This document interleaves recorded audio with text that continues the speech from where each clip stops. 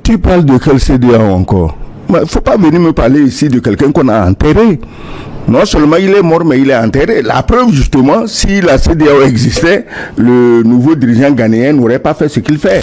Bonsoir l'Afrique, bonsoir le monde. Bienvenue sur l'Afrique Magazine News pour une nouvelle chronique géopolitique. Depuis l'élection de John Dramani Mahama, le Ghana prend un virage stratégique qui bouleverse les dynamiques régionales. Le rapprochement avec l'Alliance des États du Sahel AES, l'ouverture des frontières sans visa pour les citoyens africains et l'invitation à Assimi Goïta marquent une volonté affirmée de s'inscrire dans une vision panafricaine souverainiste. Mais que signifient ces décisions sur le plan géopolitique et quelles en sont les répercussions pour le Ghana, la CEDEAO et le continent africain dans son ensemble? Chers frères, depuis Kwame Nkrumah, père fondateur du panafricanisme, le Ghana a toujours porté en lui les aspirations d'une Afrique unie et indépendante. Ce retour aux fondamentaux sous la présidence Mahama n'est donc pas une rupture, mais une continuité. Cependant, la décision d'envoyer un émissaire à Bamako et de tendre la main au régime souverainiste du Sahel marque un défi direct à la CEDEAO. L'affrontement idéologique entre les pays prônant une souveraineté africaine totale et ceux alignés sur des politiques dictées par des intérêts extérieurs mettent en lumière les fractures au sein de la CEDEAO. La marginalisation de l'organisation pourrait s'accentuer si d'autres nations comme le Nigeria ou la Côte d'Ivoire rejoignent ce mouvement panafricaniste. En ouvrant ses frontières à tous les Africains sans formalité de visa, le Ghana envoie un signal fort pour favoriser l'intégration africaine. Le chroniqueur Seguru Kegewe a récemment pris la parole pour analyser un tournant significatif dans l'histoire politique du Ghana et plus largement de l'Afrique de l'Ouest. Sous l'impulsion de son nouveau président John Dramani Mahama, le Ghana semble réaffirmer son rôle historique de leader panafricaniste. Je crois que le Ghana a toujours été le Ghana. Il a toujours été dans le camp des indépendantistes, des souverainistes. Le Ghana l'a toujours été. Depuis Nkrumah, en passant par John Jerry Rawlings jusqu'à aujourd'hui, le Ghana est un peuple qui s'est inscrit dans la droite ligne de la souveraineté. Il ne faut pas confondre le Ghana avec un individu. C'est ça l'erreur, nos erreurs souvent. Parce que ces individus qui guident leur pays dans le gouffre, juste pour le plaisir de certaines forces extérieures, ils ne représentent pas leur pays.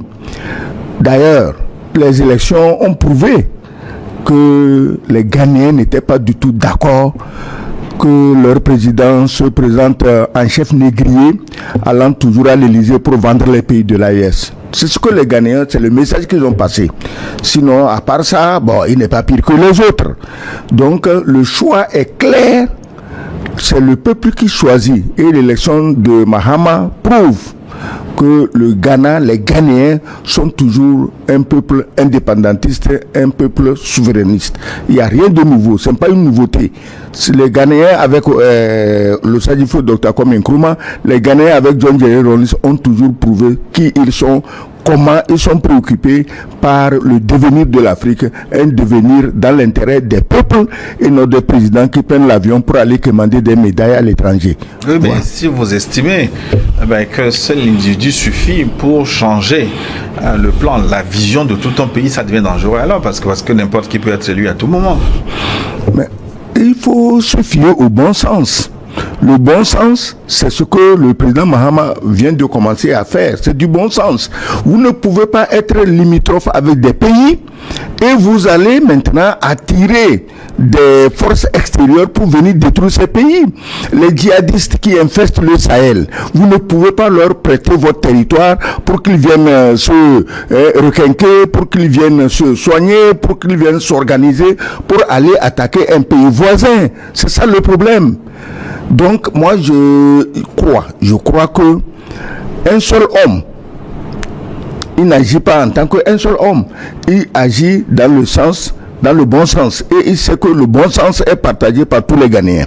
Oui, mais la question que je pose, si un autre vient demain avec d'autres intentions, ça veut dire que le bon sens dont vous parlez, on peut lui tourner la tête. Non, écoute, il vient avec quelles autres idées? Il est élu.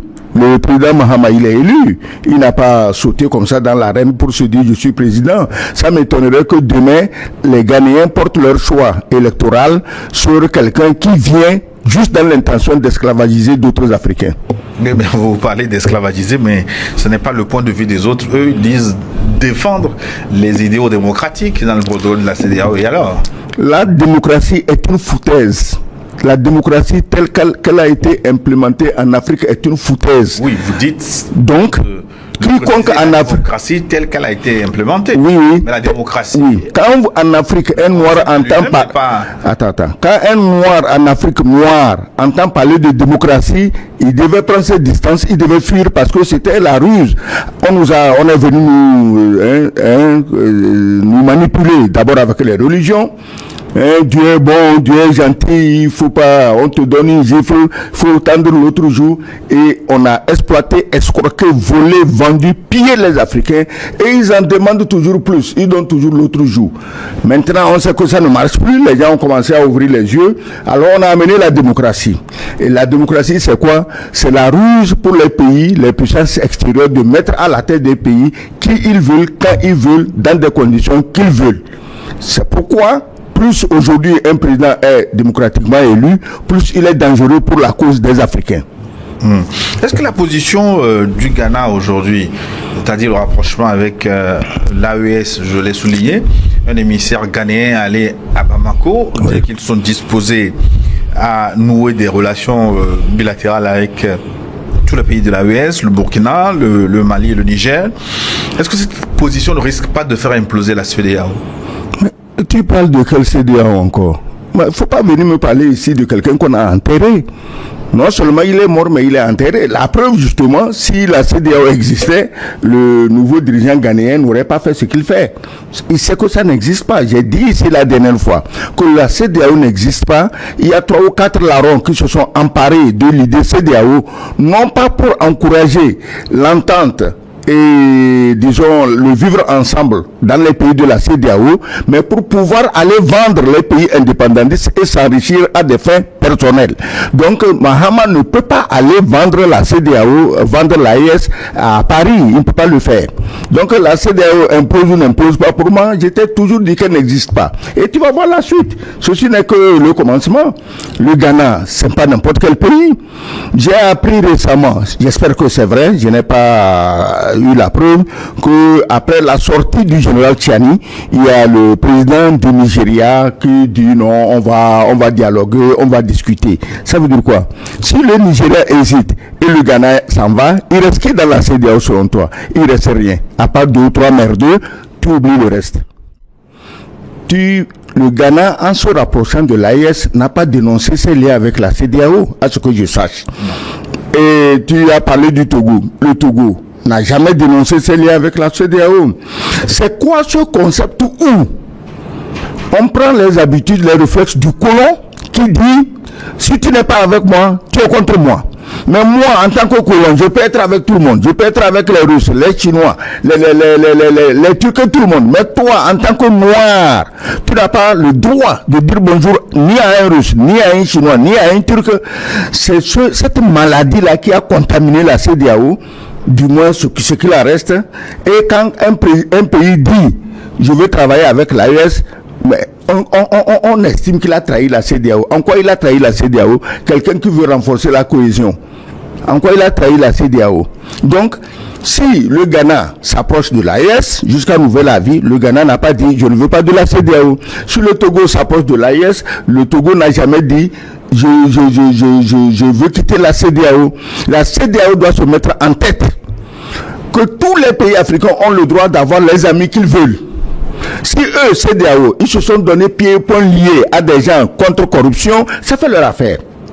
Mais un pays normal doit pouvoir dialoguer, travailler, discuter avec qui il veut.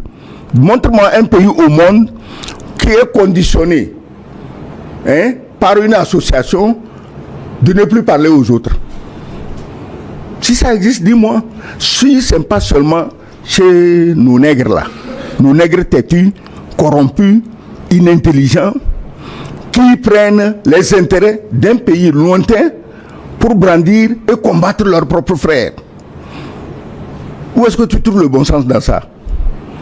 Le Ghana reste, j'ai dit ici la dernière fois, qu'on ne peut pas déplacer un pays.